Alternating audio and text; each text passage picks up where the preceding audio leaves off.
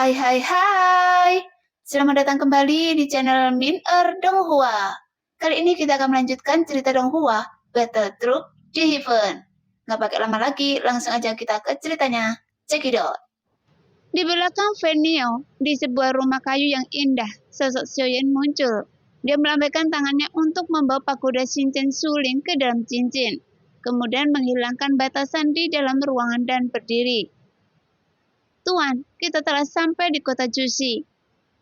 Suara pelatih datang dari luar pintu. Xiaoyan menjawab, merapikan, membuka pintu dan berjalan keluar ruangan. Kemudian sebuah kota megah muncul di depan mata Xiaoyan. Ini adalah pertama kalinya Xiaoyan melihat kota sebesar itu. Gedung-gedung tinggi menjulang ke langit dan membentang ke arah cakrawala, seolah tak ada habisnya. Maaf, kita berada di area mana? Xiaoyan bertanya pada pelatih hewan. Area iblis. Karena kita berasal dari kota iblis, secara alami kita akan datang ke wilayah iblis. Tapi saya ingin pergi ke area ras manusia. Bagaimana saya bisa sampai ke sana? Jelas, tujuan Xiaoyan datang ke kota Jushi adalah untuk mencari klan obat. Jadi dia ingin pergi langsung ke area ras manusia. Setelah Anda memasuki kota, pergi ke timur dan terus turun. Jika Anda dapat menemukan titik teleportasi lubang cacing, Anda bisa pergi ke area manusia. Pelatih hewan mengarahkan arah kepada Xiaoyan. Terima kasih. Xiaoyan turun dari burung terbang itu dan bergabung ke dalam kerumunan. Ada arus orang yang datang dan pergi di kota Jushi. Xiaoyan memasuki kota dengan kerumunan yang ramai dan berjalan ke arah timur sesuai dengan apa yang dikatakan pelatih. Xiaoyan melihat sekeliling dan melihat deretan toko dan bangunan bergaya eksotis yang mempesona di mana-mana. Jalanan yang luas sangat bersih. Di kedua sisi jalan, deretan warna hijau membawa semburan kesejukan. Guntur yang datang dari atas kota. Bergema seperti memberi hormat, tetapi orang-orang di kota itu acuh tak acuh. Seolah-olah mereka sudah terbiasa, sehingga suasananya tampak hidup. Xiaoyan memperhatikan saat dia berjalan, menuju ke arah lubang cacing. Setelah sekitar 1 jam kemudian, dia melihat 6 lubang cacing besar di kejauhan. Dengan 6 tim orang berbaris di 6 arah berbeda. Buruan antri di depan lubang cacing yang ditandai dengan 3 karakter. Zona manusia. Dalam waktu kurang dari beberapa saat, Xiaoyan dapat memasuki lubang cacing dengan membayar 1000 koin emas sesuai kebutuhan dan mengikuti gelombang orang ke dalam lubang cacing menuju umat manusia. Begitu dia melangkah ke dalam lubang cacing, Xiaoyan mendarat di atas sesuatu yang besar. Dia melihat lebih dekat dan melihat bahwa itu adalah kapal antik. Kapal jenis ini yang unik untuk lubang cacing juga ditemukan di benua Doki, tetapi lebih besar dari Doki. Ada banyak orang di perahu, semuanya duduk bersila dalam meditasi, dan Xiaoyan secara alami juga duduk bersila. Tidak ada gundukan seperti yang diharapkan atau rasa tidak nyaman apapun. Dalam waktu kurang dari 1 jam, dia sampai di area ras manusia. Xiaoyan memuji dalam hatinya. Itu memang lubang cacing terbaik dan tercepat. Dan harga 10 koin bertanda naga membuat Xiaoyan tidak bisa dipercaya. Bagaimana? Harga serendah itu bisa mempertahankan dukungan energi dari lubang cacing tingkat tinggi seperti itu. Xiaoyan segera keluar dari lubang cacing dengan keraguan dan kekaguman. Begitu dia melangkah keluar, dia mengangkat kepalanya sedikit dan keterkejutannya melampaui kata-kata. Di depannya ada sebuah bangunan besar yang menjulang tinggi ke awan, menghalangi semua pandangan Xiaoyan. Melihat ke langit, samar-samar dia bisa melihat bahwa seluruh bangunan itu diselimuti awan dan kabut, dengan dinding luar berwarna putih giok yang megah, dan sebuah plakat besar bertatahkan berbagai batu kristal. 5 karakter besar bersinar di plakat tersebut terlihat jelas. Hotel Wang Jing. Di atas plakat tersebut, 3 dadu besar terus berputar. Jelas sekali ini adalah kasino yang sangat besar. Xiaoyan terkejut dengan kemegahan bangunan ini. Jadi, kota Jusi memang benar-benar pantas mendapatkan reputasinya. Setelah sadar kembali, Xiaoyan mengikuti instruksi King Haoran dan mengikuti jalan menuju tempat klan Yo berada. Berjalan dengan rasa ingin tahu di sepanjang jalan, Xiaoyan melihat banyak toko dengan suara menjajakan datang dan pergi. Dan sesekali terdengar suara pil guntur, menciptakan pemandangan yang ramai. Setelah berbelok beberapa jalan, langkah kaki Xiaoyan berhenti di luar pavilion yang sangat megah. Di atas pavilion ada 3 karakter emas yang terukir di atasnya. Gedung harta karun. Jelas sekali ini adalah toko yang menjual harta karun dan segala jenis harta karun aneh untuk dijual. Melihat hiruk pikuk di sini, arus orang datang terus-menerus di lokasi toko ini. Xiaoyan tahu bahwa gedung pengumpulan harta karun ini juga harus memiliki reputasi yang baik di wilayah umat manusia. Xiaoyan berdiri di depan gerbang, ragu-ragu sejenak dan masuk. Setelah Xiaoyan melangkah melewati pintu dan sebuah aula yang sangat luas muncul di depannya. Di aula ada banyak konter yang dipenuhi dengan beragam barang yang mempesona. Bahan obat, ramuan, senjata, inti sihir, keterampilan bertarung, semuanya tersedia. Melihat sekeliling, berbagai barang berwarna-warni dan melihat kualitasnya, Xiaoyan tahu bahwa ini bukanlah barang biasa. Mata Xiaoyan menyapu gedung pengumpulan harta karun dan akhirnya berhenti di tempat yang didedikasikan untuk menjual bahan obat. Berjalan perlahan, mata Xiaoyan tiba-tiba menjadi cerah saat dia melihat berbagai macam bahan obat. Rumput tepi es, tanaman anggur impian fantasi, rumput asal, lumut teh iblis. Xiaoyan mau tidak mau memikirkannya satu persatu. Tetapi ketika dia melihat label harga di bawah, dia tidak bisa menahan diri untuk tidak gemetar. Satu rumput tepi es berharga 50 koin bertanda naga. Dan Yoming Mos membutuhkan 150 koin bertanda naga. Ini adalah beberapa bahan obat dasar yang diperlukan untuk menyempurnakan pil perbaikan sumsum. Kemudian, anak laki-laki di konter melihat Xiaoyan dan berjalan perlahan. Xiaoyan melihat bahan obat tersebut dan akhirnya matanya tertuju pada tanaman obat dengan warna biru samar. Tanaman obat ini disebut Binlangxi. Tanaman ini relatif langka dan juga merupakan bahan obat untuk memurnikan pil sumsum. Tolong tunjukkan pada saya tanaman obat ini. Xiaoyan memandang anak laki-laki di depannya dan menunjuk ke arah Binlangxi. Anak laki-laki itu melirik ke arah Xiaoyan dan tidak segera mengeluarkan Binlangxi, tetapi menunjuk ke arahnya dengan nada bertanya. Apakah Anda yakin menginginkan tanaman obat ini? Xiaoyan mengangguk. Tuan, apakah Anda ingin melihatnya atau membelinya? Jika Anda ingin membelinya, 500 koin bertanda naga. Jadi apakah Anda masih ingin melihatnya? Kata pemuda itu dengan sangat sopan, tetapi rasanya jelas agak kasar. Xiaoyan tidak membantah anak laki-laki itu dan berkata, mari saya lihat dulu. Jika produknya benar, maka saya akan membelinya. Anak laki-laki itu tidak menyangka Xiaoyan akan menjawab seperti ini, karena dia berpikir Xiaoyan tidak mampu membelinya. Anak laki-laki itu tertegun dan ketika dia harus meraih cabang Binlan, sebuah suara terdengar tidak jauh di belakang Xiaoyan. Wah, barang baru apa yang datang baru-baru ini? Anak laki-laki itu segera menarik tangannya yang terulur dan wajahnya langsung dipenuhi dengan senyuman yang menyanjung.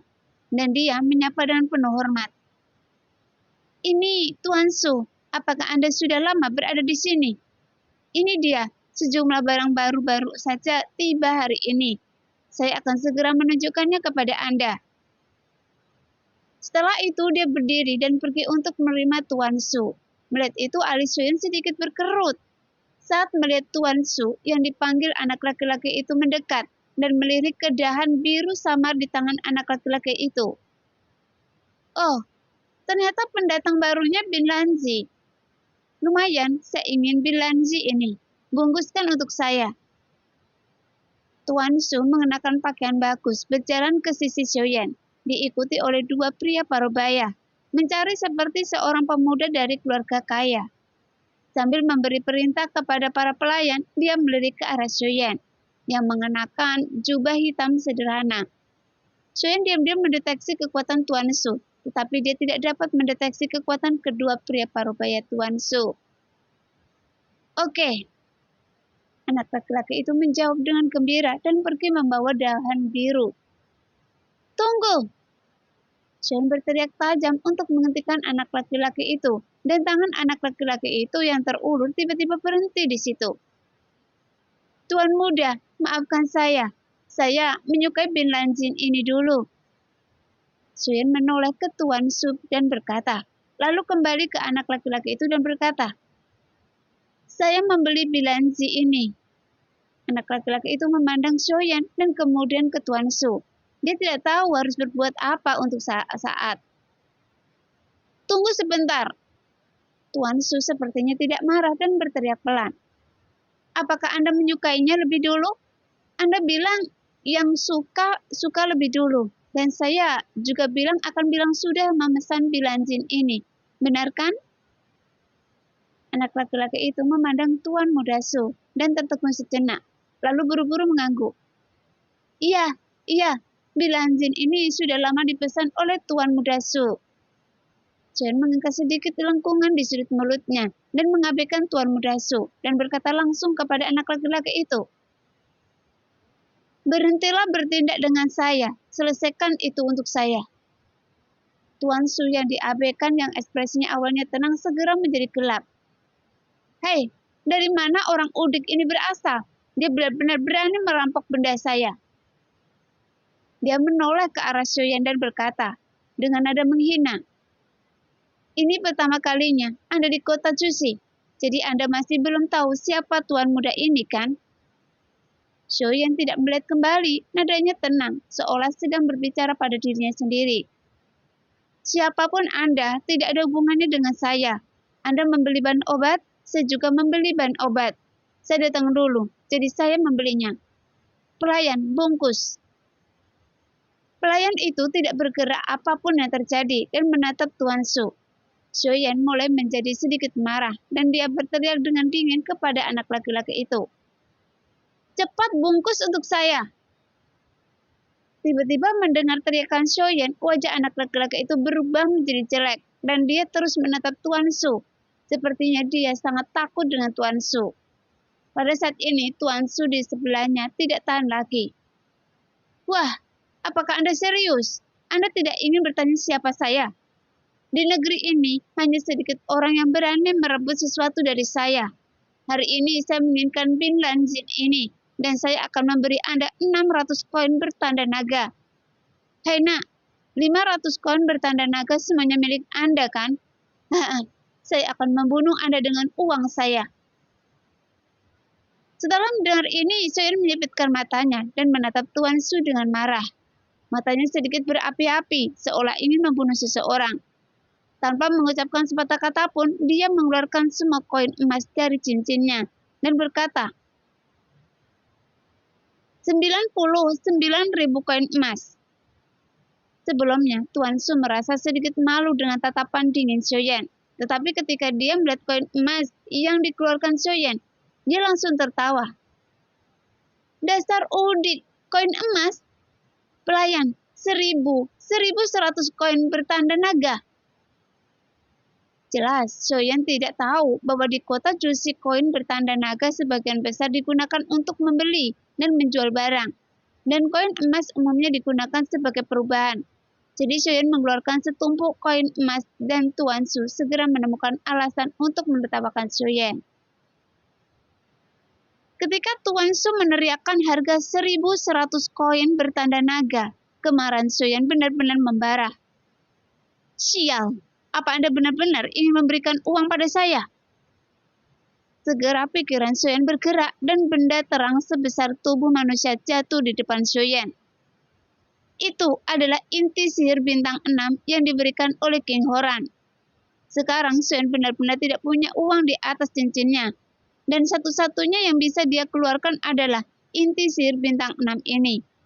Pada saat ini, semakin banyak orang yang menonton. Melihat Soyan tiba-tiba mengeluarkan inti sihir bintang 6, kerumunan menjadi gempar dan mulai berbicara. Di antara mereka, Soyan mendengar suara muda berkata, "Tuan Xiangli, orang ini pasti keturunan dari keluarga besar yang datang dekat Sushi untuk pertama kalinya, kan?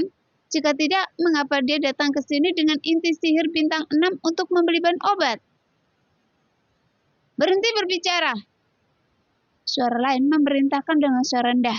Soyan melirik suara itu dan melihat ada dua orang, seorang tuan dan seorang budak. Pria yang bertanggung jawab masih muda, mengenakan jubah abu-abu dengan wajah halus dan anggun, namun sedikit liar yang menunjukkan ketabahan dan keberanian. Dan mata yang dia lihat ke arah Soyan memiliki kelihayan seorang pengusaha. Jadi Soyan memasang ekspresi bersyukur. Pada saat ini, Tuan Su sedikit tercengang saat melihat inti sihir bintang 6 yang dikeluarkan Soyan. Dia tidak percaya bahwa bocah malang yang mengeluarkan semua koin emas ini benar-benar bisa mengeluarkannya, suatu hal yang berharga. Dia harus tahu bahwa bahkan banyak keluarga besar tidak pernah memiliki inti ajaib bintang 6. Dan harga pasarnya setidaknya 100.000 koin per tanda naga. Dan tidak ada pasar untuk itu. Jadi kesombongan Tuan Su tiba-tiba ditekan oleh Soyan. Dia menggertakkan gigi, menatap Soyan dengan penuh kebencian, melambaikan tangannya dan pergi dengan putus asa bersama dua pria parubaya itu. Begitu Tuan muda Su pergi, wajah anak laki-laki itu berubah menjadi hijau dan merah. Tapi dia segera tersenyum kaku. Dia mengemas Bin Lanji ke dalam kotak broklat dengan tangan dan kaki yang sangat cepat, dan meletakkannya di depan Soyan dengan kedua tangannya. Kerumunan penonton mulai bubar satu demi satu. Soyan tidak memperhatikan. Dia menyapu lengan baju dan jubahnya, meletakkan koin emas di meja dan inti sihir bintang 6 ke dalam cincin. Kemudian berbalik dan pergi. Anak laki-laki itu memegang kotak broklat dengan kedua tangannya dan buru-buru memanggil Soyan. "Tuan muda, ini bahan obat Anda." Soyan bahkan tidak menoleh ke belakang, mengangkat tangannya dan melambai dan berkata dengan keras, "Saya tidak akan membeli itu." Kemudian dia melangkah ke arah pergi ke pintu. Anak laki-laki itu buru-buru menyusul dan berkata, "Tuan, Tuan." Soyan berhenti menoleh ke arah anak laki-laki itu dan bertanya dengan dingin, "Apakah toko Anda masih mencoba membeli dan menjual dengan paksa?" Soyan terus berjalan menuju pintu toko. Begitu dia tiba di luar toko, Soyan mendengar suara yang agak familiar. "Tuan muda, mohon tetap di sini." Soyan menoleh ke belakang dan melihat bahwa itu adalah tuan dan budak yang mengejarnya keluar dari toko. Ketika pria berjubah abu-abu itu tiba, Soyan menangkupkan tangannya dan berkata dengan suara nyaring, "Saya telah bertemu dengan senior. Terima kasih telah mengingatkan saya sekarang." Pria berjubah abu-abu itu tersenyum menatap Soyan dengan mata lembut dan melambai. Dia dengan sopan menjawab, "Ini bukan masalah besar. Tuan muda, bisakah Anda memberi saya waktu untuk berbicara?" Soyan sedikit mengernyit dan tidak bertanya apapun dengan tatapan waspada dan sedikit bertanya-tanya. Dia tidak tahu maksud pria berjubah abu-abu itu karena Soyan selalu sangat berhati-hati saat keluar sendirian. "Izinkan saya memperkenalkan diri. Nama saya Lei Xiaolong. Saya adalah asisten manajer rumah lelang Dashang." Melihat tatapan waspada Soyan, pria berjubah abu-abu itu memperkenalkan dirinya. "Senang bertemu dengan Anda, senior. Apa yang ingin Anda bicarakan?" Soyan tidak bisa merasakan kekuatan pria berjubah abu-abu di depannya, yang menunjukkan dia jelas jauh lebih kuat darinya. Jadi kemungkinannya dia menyukai inti sihir bintang 6 miliknya. "Ini bukan tempat untuk berbicara. Bagaimana kalau kita mencari tempat yang nyaman untuk berbicara?" Lei Xiaolong masih tersenyum dan menanyakan pendapat Soyan. Soyan berpikir sejenak dan menyadari bahwa dia juga perlu tahu di mana tempat terbaik untuk membeli bahan obat. Dan pria berjubah abu-abu itu adalah asisten manajer rumah lelang. Dan kebetulan menanyakannya. Jadi Soyan mengangguk. "Terima kasih, Tuan muda. Anda pergi ke tempat bos Lu untuk melihat sesuatu. Katakan saja padanya, saya memiliki sesuatu yang mendesak saat ini." "Tuan, tolong." Li Salong pertama-tama memerintahkan rombongannya untuk melakukan sesuatu dan kemudian mengulurkan tangannya untuk memberi tanda pada Xiuyan agar mengikutinya. Anak laki-laki yang berdiri di toko awalnya berencana keluar untuk mengganggu Xiuyan. Tetapi ketika dia melihat Li Salong membawa Xiuyan pergi, dia tidak berani mengucapkan sepatah kata pun. Dia tahu bahwa Li Salong bukanlah sesuatu yang bisa disinggung oleh pelayan seperti dia. Li Salong memimpin Xiuyan dan berjalan dengan tenang, namun tak satu pun dari mereka berbicara. Karena di jalan bukanlah tempat untuk berbicara. Setelah melewati tikungan dan belokan, mereka berdua sampai di pintu kedai teh. Dari luar terlihat sangat elegan. Li Salong berhenti, berbalik, tersenyum pada Xiuyan dan berkata, "Di sini sangat sepi." Xiuyan mengangguk dan mengikuti Li Salong ke kedai teh. Kemudian mereka memasuki ruangan yang elegan dan segera teh disajikan. Begitu dia duduk di seberangnya, Li Salong memandang Xiuyan dengan wajah tersenyum dan bertanya dengan nada tenang, "Apakah ini pertama kalinya Anda datang ke kota raksasa ini? Tidak heran Anda membeli bahan obat di tempat seperti gedung Jubao." Li Salong membenarkan penilaiannya.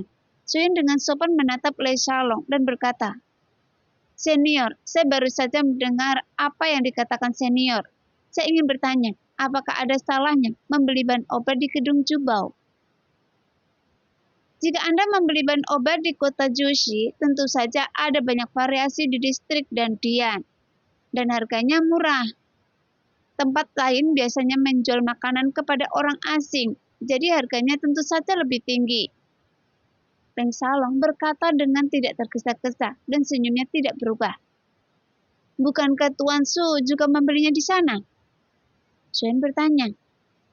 Yang diinginkan anak kaya seperti ini adalah perasaan tersanjung. Dia familiar di sini, tapi tidak ada yang akan menyanjungnya saat dia pergi ke distrik dan Dian. Selain itu, dia juga mendapat banyak diskon saat membeli barang di sini. Senior, apa yang ingin Anda diskusikan dengan saya? Xiuyan memahami alasannya dan bertanya tentang niat Li Salong. "Oh, saya melihat Tuan muda tidak terlalu kuat, tapi Anda memiliki inti sihir bintang 6. Saya kira Anda membawanya ke kota Jushi untuk dijual. Saya asisten manajer rumah lelang, jadi saya ingin bertanya kepada Tuan muda, apakah Anda tertarik untuk dilelang? Karena rumah lelang Dashang menjadi agen bisnis lelang inti ajaib ini." Li Salong menjelaskan niatnya. "Tentu saja," kata Xiuyan diam-diam menangkupkan tangannya ke Li Salong dan berkata dengan nada meminta maaf. "Maaf, inti iblis junior ini juga sangat berharga dan saya tidak berencana untuk menjualnya. Tuan muda dapat dengan mudah mengeluarkan inti iblis bintang 6. Inti itu pasti dari kekuatan besar. Jadi inti sihir bintang 6 mungkin bukan harta karun bagi Tuan muda." Li Salong memuji Xiuyan. Xiuyan terkekeh dan berkata, "Senior, Anda salah. Junior Xiuyan bukan anggota keluarga kaya." Li Salong menyipitkan matanya dengan tajam dan secercah cahaya melintas di matanya. "Xiuyan, Anda menyebutkan nama Anda Xiuyan? Tuan muda, apakah Anda berasal dari Kaisar Xiuqian?" Xiuyan memperhatikan perubahan suasana hati Li Salong. "Anda Xiuyan yang mengembalikan token iblis darah ke klan iblis darah?" Suara Li Salong sedikit bersemangat. Xiuyan langsung terkejut. Bagaimana kota Jushi bisa tahu tentang pengiriman token iblis darah? "Tuan muda, jangan kaget. Kelahiran Kaisar Iblis baru di benua Dodi adalah masalah yang sangat penting. Tentu saja semua orang sudah mengetahuinya." Li Salong telah menentukan dari ekspresi Xiuyan bahwa Xiuyan adalah orangnya yang saat ini sedang dikritik di seluruh benua Dodi. Pantas saja Tuan Xiu bisa menghasilkan inti sihir bintang 6, jadi tidak mengherankan. Li Salong dipenuhi dengan kegembiraan dan wajahnya tiba-tiba menjadi rileks. "Bolehkah saya bertanya, mengapa Tuan muda Xiu ada di sini di Jushi? Saya ingin tahu, apakah saya dapat membantu?" Li Salong dengan cepat kembali ke sikap tenang sebelumnya. "Saya di sini untuk mencari klan obat." "Mencari klan obat? Apakah Anda ingin balas dendam? Les Salong tampak terkejut untuk pertama kalinya. Tidak, tidak. Saya di sini untuk mencari bantuan dari klan pengobatan untuk menemukan cara membangkitkan jiwa leluhur. Soyan memberitahu Les Salong tujuannya datang ke kota Jushi. Kalau begitu, saya menyarankan Anda untuk tidak pergi ke kota untuk mencarinya. Tahukah Anda siapa Tuan Muda Su yang baru saja bertengkar dengan Anda? Dia adalah tuan muda yang bertanggung jawab atas klan Yu di kota Jushi. Les Salong berkata sambil melihat ke arah Soyan. Ketika Soyan mendengar ini, dia langsung mengerti apa yang dimaksud Les Salong. Dia baru saja menyinggung Tuan Su, dan jika dia pergi ke klan pengobatan untuk meminta bantuan, bagaimana dia bisa mendapatkan kesempatan yang lebih baik? Melihat tatapan pengertian Soyan, Les Salong terkekeh. Tapi Tuan Muda Xiao, jangan khawatir. Sejauh yang saya tahu, jika Anda menginginkan harta karun dari klan Yu ini, Anda harus pergi ke markas besar klan Yu di pegunungan Binan di kota Jushi. Xian mengangguk. King Huran juga memberitahu Xian bahwa harta karun klan Yu sangat sulit diperoleh, dan itu tidak dapat diputuskan oleh cabang di kota Jushi. Oke, jangan bicara tentang klan Yu. Mari kita bicara tentang Anda dulu. Jika Anda tidak pergi ke kota klan Yu, kemana Tuan Muda Xiao berencana pergi? Apakah Anda tidak berencana untuk berjalan-jalan di kota Jushi? Les Salong mengubah topik pembicaraan. Ini pertama kalinya saya ke sini. Saya bahkan tidak tahu di mana tempat saya ingin kunjungi. Bagaimanapun, kota Jushi sangat besar. Xiaoyan sebenarnya punya ide untuk tinggal di kota Jushi sebentar untuk melihat apakah dia bisa mengumpulkan bahan obat untuk dimurnikan pil sumsum. Tapi mau tak mau dia bertanya-tanya. Bahkan 100.000 koin emas yang dibawanya sepertinya tidak mampu menopang biaya hidup di kota Jushi. Kota Jushi memang terlalu besar, tetapi kota ini paling kaya dalam semua jenis bahan dan memiliki informasi paling banyak. Tuan Muda Xiao harus tinggal selama beberapa hari dan melihatnya. Adapun situasi spesifik kota Jushi, Tuan Muda ini tidak perlu khawatir. Setelah selesai berbicara tanpa melihat gerakan apapun dari Les Salong, seberkas cahaya melesat ke benak Xiaoyan dan banyak informasi menyebar ke benak Xiaoyan. Kota Jushi sangat besar, merupakan pusat dari seluruh negara bagian di Yuan, dan kota terbesar dan paling makmur di benua Dodi.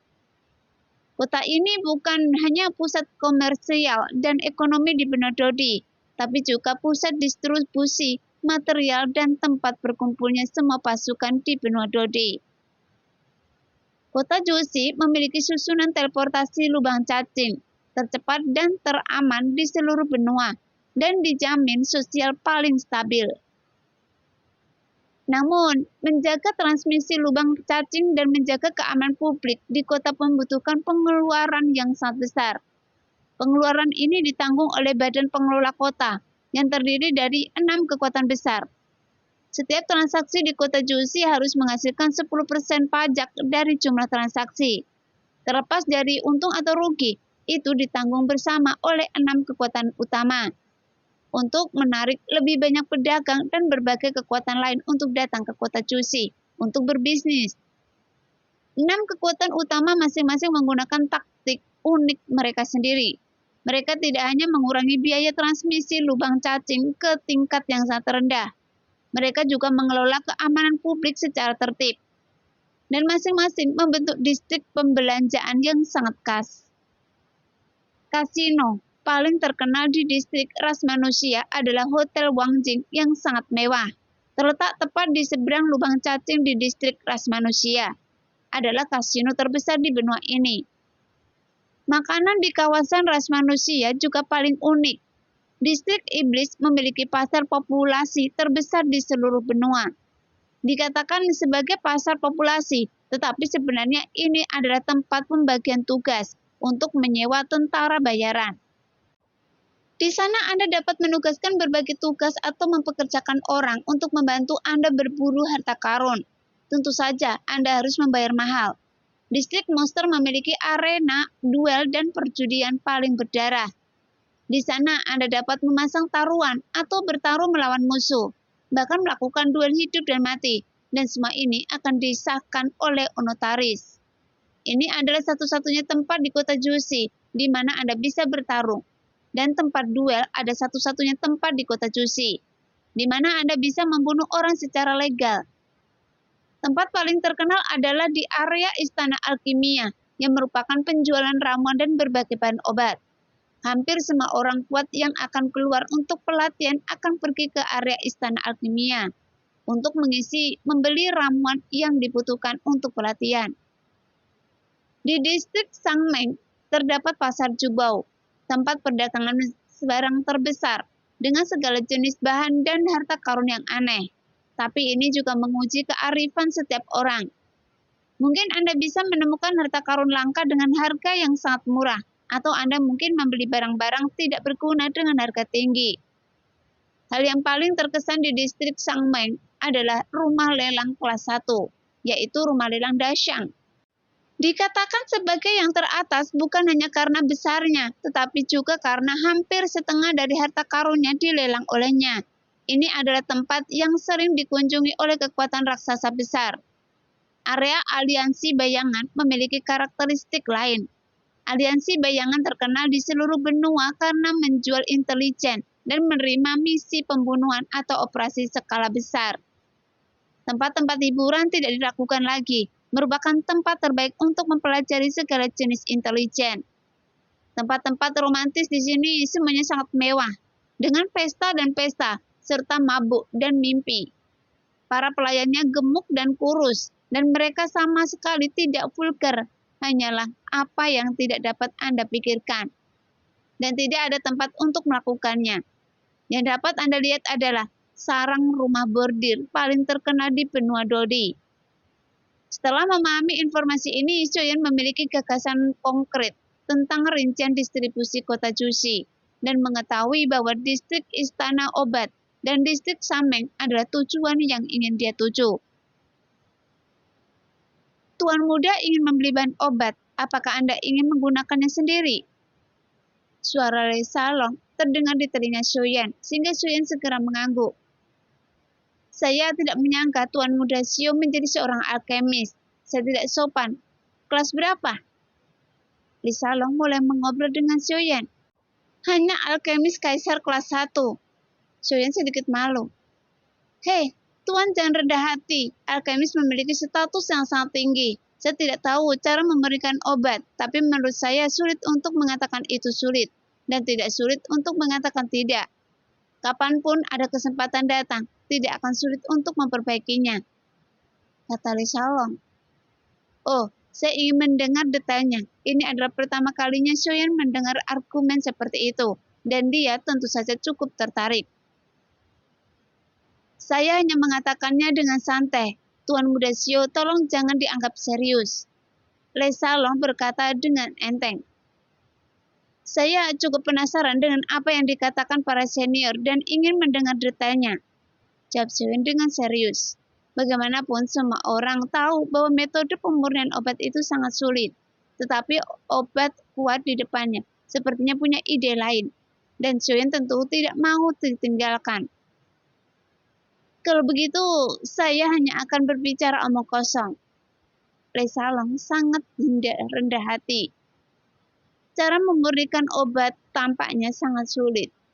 Seorang alkemis yang baik juga telah menenangkan status yang tinggi. Tetapi jika Anda memikirkan dengan hati-hati, Anda harus menjadi seorang alkemis yang hebat. Itu hanya membutuhkan 6 elemen. Saat dia berbicara, dia mengulurkan ibu jari dan jari kelingkingnya di tangan kanannya. Yang pertama, tentu saja membutuhkan bahan obat yang banyak. Asal punya uang, bisa dilakukan. Yang kedua, perlu resep. Resep yang bagus tidak hanya akan mendapatkan hasil 2 kali lipat dengan setengah usaha, tapi juga dapatkan banyak uang. Ketika Anda harus memiliki kuali obat yang bagus, yang tidak hanya dapat mengurangi konsumsi, tetapi juga meningkatkan tingkat keberhasilan dan maju lebih cepat. Pada titik ini, Lei Salong berhenti dan menatap Shoyan, dan Shoyan mengangguk dengan sadar dan setuju. Melihat ekspresi persetujuan Shoyan, Lei Salong melanjutkan. Keempat, Anda memerlukan keterampilan pengendalian api yang mahir. Pentingnya menguasai suhu api, saya yakin Anda harus memiliki pemahaman yang mendalam tentang kelima. Kekuatan jiwa Anda juga harus kuat. Jika tidak, Anda tidak akan mampu menahan pemurnian jangka panjang. Tentu saja harus ada kekuatan yang kuat untuk memblokir pil guntur. Jika tidak, maka akan gagal. Mendengar itu, saya merasakan kekaguman pada Le Shalong. Sebagai seorang alkemis, dia tidak pernah merangkum unsur-unsur utama pemurnian obat dengan cara ini.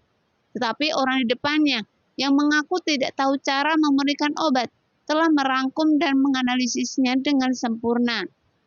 Jadi Xiaoyan diam-diam berpikir bahwa Le Shalong ini benar-benar berbakat.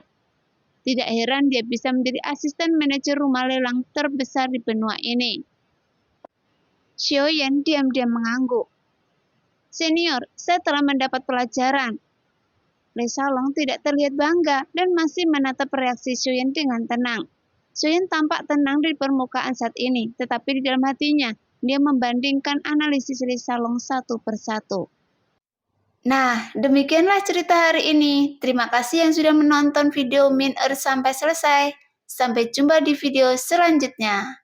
Bye-bye.